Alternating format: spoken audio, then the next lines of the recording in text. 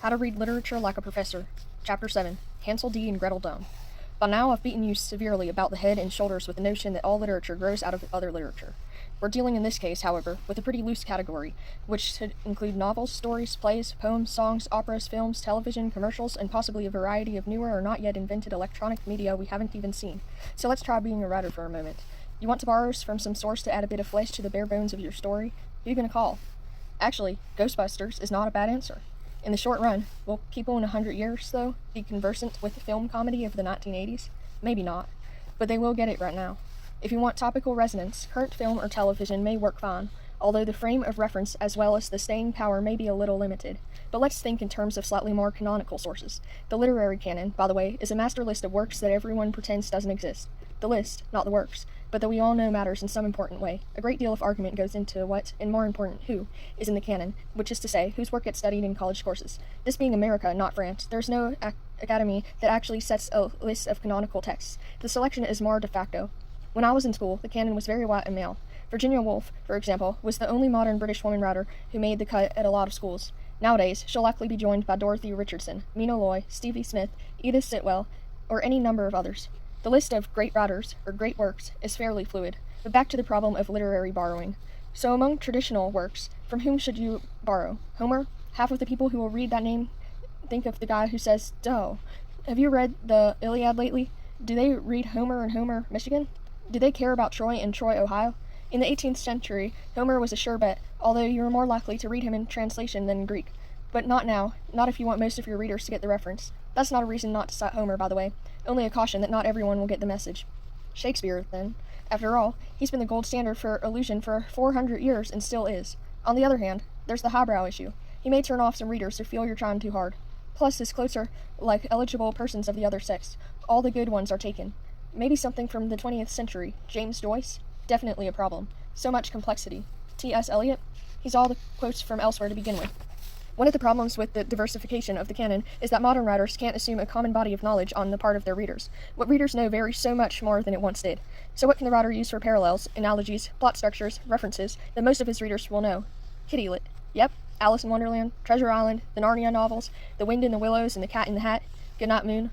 We may not know Shylock, but we all know Sam I Am. Fairy tales too, although only the major ones. Slavic folk tales, those darlings of the Russian formalist critics of the 1920s, don't have a lot of currency in Paducah.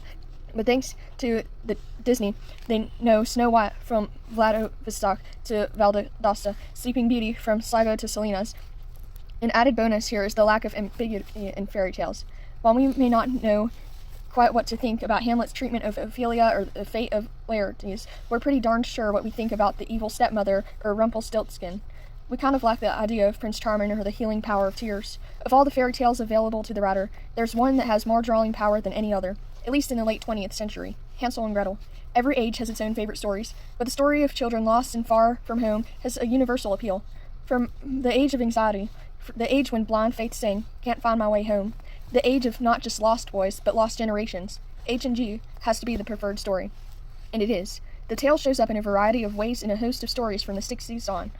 Robert Coover has a story called The Gingerbread House, whose innovation is that the two children aren't called Hansel and Gretel. The story makes use of our knowledge of the original story by employing signs we'll recognize as standing in for the parts we're familiar with. Since we already know the story from their arrival at the gingerbread house still to shove into the oven, Coover doesn't mention it. The witch, for example, as the story progresses, is the metonymically transformed into the black rags she wears, as if we're just catching her out of the corner of our eye. Metonymy is the rhetorical device in which a thing is used to name another thing with which it is closely associated, as when Washington is used to represent the federal government's position on an issue. We don't see her attack the children directly. Rather, she kills the doves that eat the breadcrumbs. In some ways, this act is even more menacing. It's as if she's erasing the only memory of the children's way home.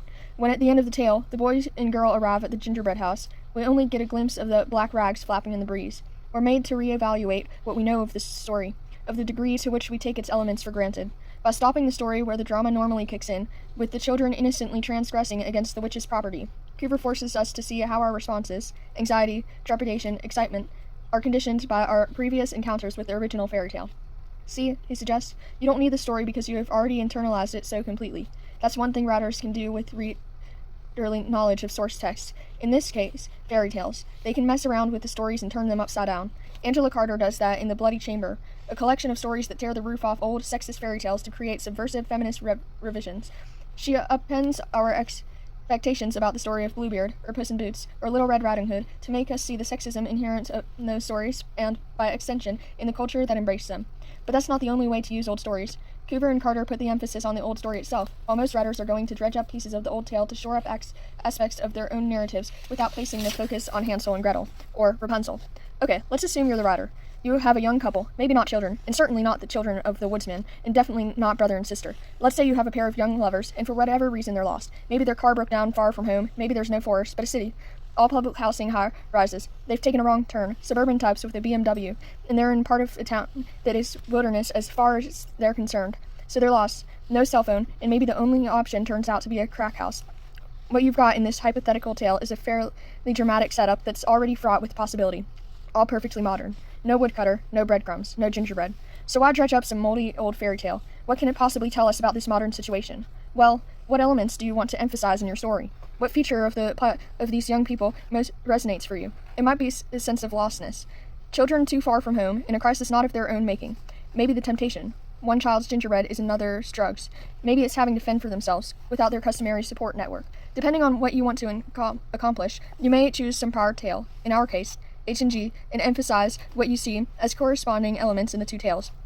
It may be pretty simple, like the guy wishing they had a trail of breadcrumbs because he missed a turn or two back there and doesn't know his part of town, or the woman hoping this doesn't turn out to be the witch's house. Here's the good deal for you as a writer. You don't have to use the whole story. Sure, it has X, Y, and B, but not A, C, and Z. So what?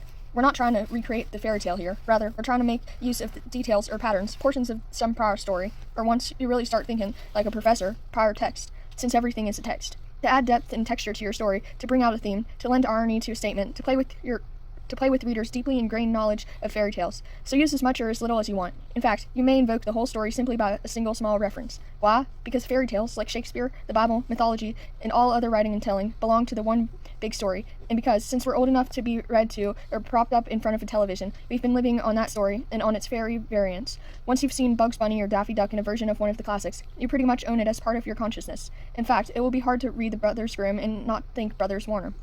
Doesn't that work out to be sort of ironic? Absolutely. That's one of the best side effects of borrowing from any prior text.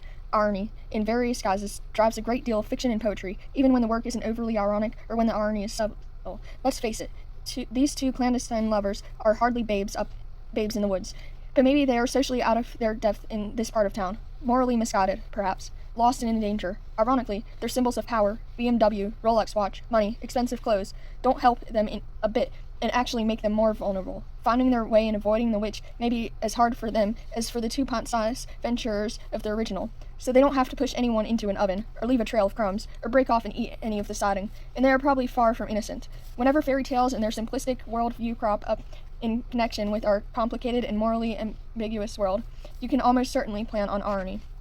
In the age of existentialism and thereafter, the story of lost children has been all the rage. Coover, Carter, John Barth, Tim O'Brien, Louis Erdrich, Toni Morrison, Thomas Pynchon, on and on and on. But you don't have to use Hansel and Gretel just because it's the flavor of the month, or even of the last half-century. Cinderella will always have her uses. Snow White works. Anything, in fact, with an evil queen or stepmother. Rapunzel has her applications. Even the J.Yles band mentions her. Something with a Prince Charming? Okay, but tough to live up to the comparison, so be prepared for irony. I've been talking here as if you're the writer, but you know and I know that we're really readers. So how does this apply? For one thing, it has to do with how you attack a text. When you sit down to read a novel, you want character, story, ideas, the usual business. Then, if you're like me, you start looking for glimpses of the familiar. Hey, that kind of feels like something I know. Oh wait, that's of Alice in Wonderland. Now why would she draw a parallel to the Red Queen here? Is that the hole in the ground? Why? Always why? Here's what I think we do. We want strangeness in our stories, but we want familiarity too. We want a new novel to be not quite like anything we've read before. At the same time, we look for it to be sufficiently like other things we've read so that we can use those to make sense of it. If it manages both things at once, strangeness and familiarity, it sets up vibrations, harmonies to go with the melody of the main storyline. And those harmonies are where a sense of depth, solidity, resonance comes from. Those harmonies may come from the Bible, from Shakespeare, from Dante or Milton, but also from humbler, more familiar texts. So next time you go to your local bookstore and carry home a novel, don't forget your Brothers Grimm.